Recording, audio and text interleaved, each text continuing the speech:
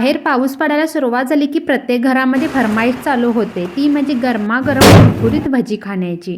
तर यासाठी या ठिकाणी आपण स्वीटकॉर्नची भजी, ती सुद्धा अगदी भन्नाट चवीची लागतात आणि कमी तेलकट होतात. शिवाय यामध्ये अजिबात सोड्याचा वापर न करता ही खमंग कुरकुरीत भजी आपण बनवणार आहोत. या स्वीटकॉर्नचे दाणे मिक्सरला अगदी जाडसर वाटून घेतले आणि त्याच्यामध्ये बारीक चिरलेला कांदा, बारीक चिरलेली कोथिंबीर, लाल मिरची पावडर, मीठ, ओवा आणि हळद पावडर.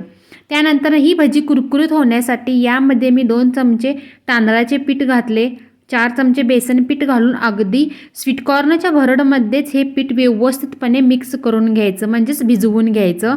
यामध्ये अजिबात पाण्याचा थेंब घालायचा नाही, तसेच सोडासुद्धा वापरायचा नाही. यामुळे ही भजी अगदी कमी तेलकट होतात, अजिबात तेल शोषून घेत नाहीत. तर चला मग या पावसाळ्यात तुम्ही एन्जॉय करा या गरमागरम कुरकुरीत स्वीटकॉर्न भज्यांसोबत.